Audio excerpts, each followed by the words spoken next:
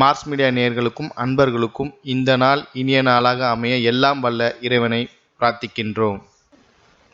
இந்த சேனல் உங்களுக்கு பிடிச்சிருந்தா மறக்காம சப்ஸ்கிரைப் பண்ணுங்க, ஷேர் பண்ணுங்க, லைக் பண்ணுங்க, கமெண்ட் பண்ணுங்க.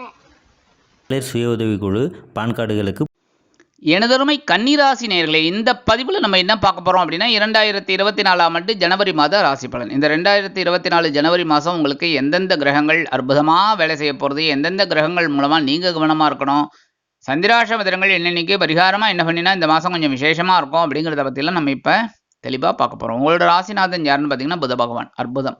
இந்த புத பகவான் பார்த்தீங்கன்னா உங்களுக்கு அறிவுக்காரகன், புத்திகாரகன். புத்தி அப்படியே திட்டுவார். எப்படின்னா உங்களுக்கே ஒரு பாட்டு ஞாபகத்துக்கு வரும், கத்தியை தீட்டாதே தம்பி புத்தியை தீட்டு அப்படிங்கிறதுக்கு நீங்கள் தான். நீங்கள் புத்தியை அருமையாக தீட்டுறதுனால தான் உங்களுக்கு சில வேலைகள், சில கிரகங்கள் ஒரு சுமாரான இடத்துல இருந்தாலும் அப்படியே தட்டிக்கிட்டு போகிறீங்க. அந்த வகையில் இந்த புத பகவான் உங்களோட சகாயஸ்தானமாகிய 3ஆம் இடத்துல இருக்கிறது அற்புதமான பலன்கள், ஒரு தைரியத்தை கொடுப்பார். உத்தியோகத்தில் உங்களோட தன்னம்பிக்கையாக அதிகரிக்கத்தான் செய்வார். அருமையாக வேலை செய்வீங்க, அதுக்குண்டான உயர்வுகள் உங்களுக்கு கிடைக்கும். அடுத்தபடியாக தொழில் வியாபாரத்தில் இருக்கிறவாளுக்கெல்லாம் ஒரு அற்புதமான பலன்கள், ஒரு திருப்பங்கள் அற்புதமாக நிறைவேறும். திடீர்னு ஒரு திருப்பங்கள் உங்களுக்கு வரும். அதேமாரி எழுத்து மற்றும் அச்சுத்துறையில் இருக்கும் அன்பர்களுக்கு எதிர்பார்க்கும் ஒரு உயர்வுகள் கண்டிப்பாக வந்து சேரும். கல்வி பயிலும் மாணவிகள் கல்வியில் அற்புதமாக செயலாற்றுவார்கள். அதற்குண்டான மதிப்பெண்களை பெறுவீர்கள்.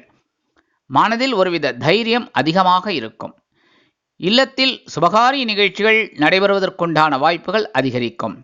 27/1/2024 முதல் இந்த புத பகவான் எங்கே வரப்போறார்னு பார்த்தீங்கன்னா சுகஸ்தானமாகி 4ஆம் இடத்துக்கு வரார். உற்றார் உறவினர்களின் மூலம் சில நன்மைகளை நீங்கள் எதிர்பார்க்கலாம். வெளியூர் பயணங்கள் அற்புதமாக நிறைவேறும். அடுத்தபடியாக விரையாதிபதி சூரிய பகவான் எங்கே இருக்காருன்னு பார்த்தீங்கன்னா சுகஸ்தானத்தில் இருக்கார். உடல் ஆரோக்கியத்தில் கொஞ்சம் கவனமாக இருக்கணும். ஏன்னா திடீர்னு உடல் ஆரோக்கியத்துக்காக சில செலவுகளை செய்ய வேண்டி வரலாம். கவனமாக இருந்தால் போகும். எந்த ஒரு விஷயத்துலையும் கவனமாக இருக்கணும். அதேமாரி உறவுகள் விஷயத்துலையும் கவனமாக இருக்கணும். உறவுகள் பலமாக இருந்தாலும் அவங்கக்கிட்ட தேவையில்லாத ஒரு வீண் வாக்குவாதம்லாம் கூடாது. அதேமாரி வெளியூர் பயணம், வெளிநாட்டு பயணம் அப்படின்னா உத்தியோக நிமித்தமாகவோ இல்லை தொழில் வியாபாரம் நிமித்தமாகவோ நீங்கள் போகிறீங்க அப்படின்னா கொஞ்சம் கவனமாக அழகாக திட்டம் போட்டு செய்கிறது ரொம்ப விசேஷம். அதேமாரி விலை உயர்ந்த பொருட்களை வாங்கி மகிழ்வதற்காக சில செலவுகளை மேற்கொள்வீர்கள். என்ன பண்ணுறது, வீட்டில் சின்ன டிவி இருக்கும், சரி அந்த டிவியை கொடுத்துட்டு ஒரு பெரிய டிவி வாங்கலாம், எல்இடின்னு அப்படி வாங்கலாம் அப்படின்னு முடிவு பண்ணுவீங்க. அப்படியே செவுத்தில் மாட்டின்ட்டு ஜாலியாக பார்க்கலாமேன்னு அதுக்காகலாம் செலவு பண்ணுறதுக்கு ஒரு செலவு வந்து சேரும். 15/1/2024 முதல் இந்த சூரிய பகவான் எங்கே வரப்போறாருன்னு பார்த்தீங்கன்னா பஞ்சமஸ்தானமாகி 5ஆம் இடத்துக்கு வரப்போறார். குழந்தைகளின் மூலம் சந்தோஷமும் இருக்கும், சில நேரங்களில் சஞ்சலமும் இருக்கும். ஆன்மீக விஷயங்களில் அதிகமாக நாட்டம் கொள்வீர்கள். அதனாலேயே ஆலய திருப்பணிகளில் ஈடுபடுவீர்கள். சிலருக்கு எதிர்பாராத புனித தலயாத்திரை செல்லக்கூடிய வாய்ப்புகள் உண்டாகும். குலதெய்வ பிரார்த்தனைகளை அருமையாக நிகழ்த்தி முன்னேறுவீர்கள். குழந்தைகளின் கல்விக்காக சில முக்கிய முன்னேற்பாடுகளை செய்வீர்கள். 3/8 குடை அதிபதி செவ்வாய் பகவான் மாத ஆரம்பத்திலேருந்து இந்த மாதம் முழுவதும் சுகஸ்தானத்தில் இருக்கார். இந்த சகாயாதிபதி அஷ்டமாதிபதி சுகஸ்தானத்தில் இருக்கிறதுனால பொன் பொருள் ஆடை ஆபரண சேர்க்கை சிலருக்கு உண்டாகும். எதிர்பாராத ஒரு வீடு, மனை, வாகனம் இதெல்லாம் வாங்குற ஒரு யோக்கியதையும் வரும். எப்படின்னா ரொம்ப நாளாக திட்டம் போட்டிருக்கீங்க, கை கூடலை, பணம் இருக்குது, எல்லாம் இருக்குது, ஆனால் ஒரு கிரகப்பிரவேசம் பண்ணுறதுக்கு ஒரு முடியல, இப்படியோ தள்ளி போயிட்டுருக்கு, அதெல்லாம் இப்போ ஒர்க் அவுட் ஆகும். அதேமாரி உடன்பிறப்புகளின் அற்புதமான திருமண நிகழ்ச்சிகளில் கலந்து கொண்டு முதல் ஆளாக எல்லா வேலையிலையும் சேர்ந்து மதிப்பும் மரியாதையும் உயரப்பெறுவீர்கள். அரசியல்வாதிகள் அப்படிங்கும்போது அவங்களுக்கெல்லாம் எதிர்பாராத அந்த பயண வாய்ப்புகளின் மூலம் முன்னேற்றம் அதிகரிக்கும். கலைத்துறை நண்பர்களுக்கு வாய்ப்புகள் உண்டாகலாம். சீருடை பணியாளர்களாகிய காவல், இராணுவம், தீயணைப்புத்துறை, மருத்துவத்துறையில் வேலை பார்க்கும் அன்பர்களுக்கு எதிர்பார்க்கும் இடமாற்றம், பதவி மாற்றம், பதவி உயர்வு, சம்பள உயர்வு மிக அருமையாக கண்டிப்பாக வந்து சேரும். உடல் ஆரோக்கியத்தில் கொஞ்சம் கவனமாக இருந்தால் போகும். அதாவது உணவு கட்டுப்பாடு கண்டிப்பாக தேவைப்படும். 2/9 குடை அதிபதி சுக்கிர பகவான் சகாயஸ்தானமாகிய 3ஆம் இடத்துல இருக்கார். இன்னும் அற்புதமான பலன்கள் உங்களுக்கு கண்டிப்பாக கிடைக்கும். ஏன்னா புத பகவானும் அங்கே இருக்கார், அற்புதமான பலன்களை உங்களுக்கு இந்த சுக்கிர பகவானும் புத பகவானும் சேர்ந்துட்டு நிறைய கொடுப்பார். தைரியம் அதிகமாக இருக்கும். எடுக்கிற காரியங்கள்லாம் அற்புதமாக நிறைவேறும். தனவரவு தாராளமாக வந்து சேரும். தந்தையாரின் உடல் ஆரோக்கியம் சிறப்பாக இருக்கும். 19/1/2024 முதல் இந்த சுக்கிர பகவான் சுகஸ்தானமாகிய 4ஆம் இடத்துக்கு வந்துடுறார். சரி, வந்ததோடு இல்லாமல் செவ்வாய் பகவானோட சேர்ந்து சுக்கிரமங்கல யோகத்தை கொடுக்குறார். அதனால் தனவரவு தாராளமாக வந்து சேரும். உற்றார் உறவினர்களின் இல்ல திருமண நிகழ்ச்சிகளில் கலந்து கொண்டு மகிழ்வீர்கள். வெளியூர் அல்லது வெளிநாட்டு பயணங்கள் அற்புதமாக உங்களுக்கு நிறைவேறி மனதை மகிழ்விக்க செய்யும். உத்தியோகத்தில் நீங்கள் விரும்பிய இடமாற்றம் கிடைக்கும். தொழில் வியாபாரத்தை அபிவிருத்தி செய்து நீங்கள் வெளியூர் அல்லது வெளிநாட்டு ஒப்பந்தங்களில் கையெழுத்திடுவீர்கள்.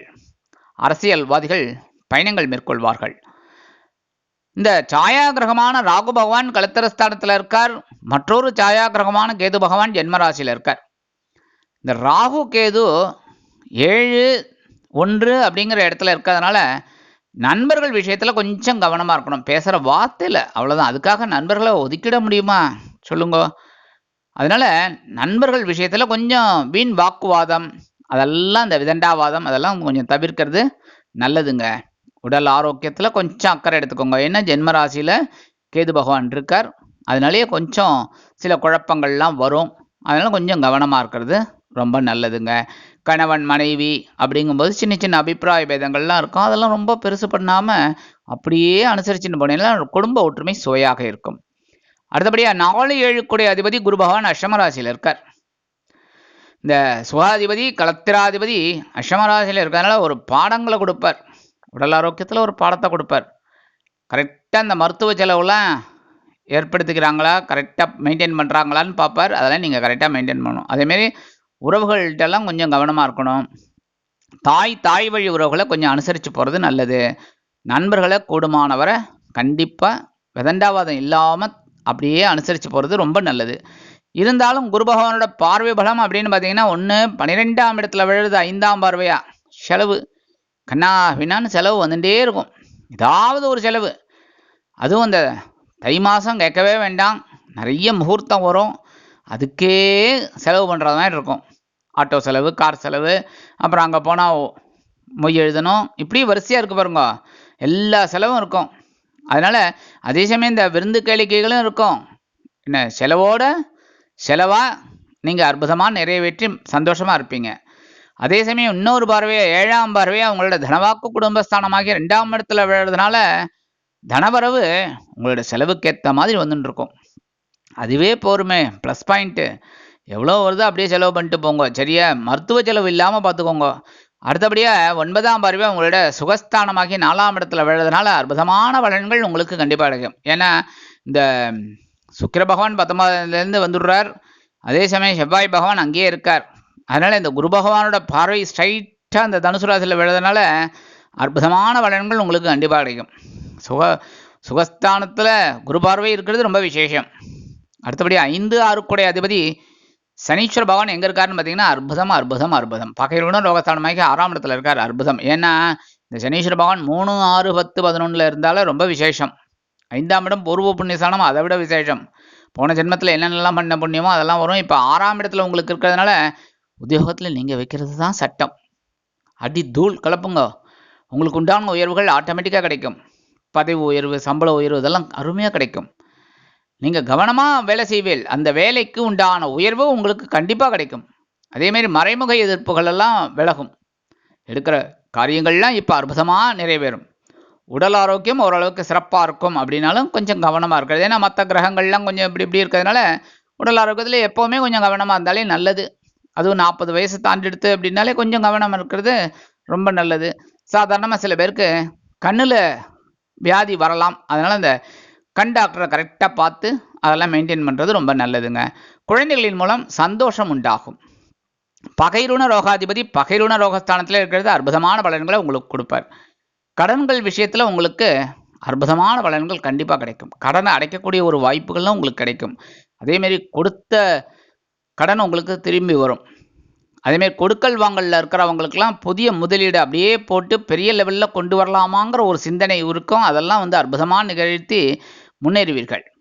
இந்த மாதம் சந்திராஷ்டம தினங்கள் 19/1/2024, 20/1/2024. இந்த இரு தினங்களில் நீங்கள் எச்சரிக்கையாகவும் பொறுமையாகவும் நிதானமாகவும் கவனமாகவும் நடந்து கொண்டீர்கள் என்றால் கண்டிப்பாக நன்மைகள் இரட்டிப்பாகும். எம்பெருமான் விநாயக பெருமானுக்கு சந்திராஷ்டம நாட்களில் நீங்கள் அகல் விளக்கு ஏற்றி நல்லெண்ணெய் தீபம் போட்டுட்டு முடிஞ்சால் நெய் தீபம் போட்டு வாங்கோ. கண்டிப்பாக இந்த சந்திராஷ்டம தினங்களினால் வரக்கூடிய சங்கடங்கள் சிரமங்கள் சற்று குறையும். பரிகாரமாக என்ன பண்ணினா ரொம்ப விசேஷம் அப்படின்னா, ரொம்ப பண்ண வேண்டாம், புற்றுக்கோயில் போயிட்டு வரணும். இந்த ராகு கேது பிரீத்திக்காக கண்டிப்பாக புற்றுக்கோயில் போயிட்டு வரணும். போயிட்டு அம்பாள் தரிசனம் பண்ணிட்டு வர்றது ரொம்ப விசேஷம். நாகர்களெல்லாம் தரிசனம் பண்ணிட்டு வர்றது ரொம்ப விசேஷம். செவ்வாய்க்கிழமை, வெள்ளிக்கிழமை, ஞாயிற்றுக்கிழமை 3 நாள் போயிட்டு வாங்கோ வாரத்துக்கு. அப்படி முடியாத பட்சத்தில் அட்லீஸ்ட் ஒரு நாளாவது கண்டிப்பாக போங்கோ. சரியா? போயிட்டு அம்பாள் தரிசனம் பண்ணிட்டு வாங்கோ. இந்த ராகு கேது பிரீத்தினால உங்களுக்கு மனக்குறைகள் அகலும். அடுத்தபடியாக நவகிரகங்களில் உள்ள குரு பகவானை வியாழக்கிழமைகளில் நெய் தீபமேற்றி முடிந்தால் ஒரு மஞ்சள் வஸ்திரம் வாங்கி கொடுத்து நீங்கள் வழிபாடு பண்ணிட்டு வாங்கோ. கண்டிப்பாக உங்களுக்கு சுபகாரி நிகழ்ச்சிகளில் இருந்து வந்த தடை தாமதங்கள் விலகும். அதே மாதிரி ரொம்ப நாளாக சில வேலைகள் உங்களுக்கு முடியாமல் இருக்குது, அந்த வேலைகள்லாம் முடியும். இல்லத்தில் மங்கள காரியங்கள் ஒலிக்கத் தொடங்கும்.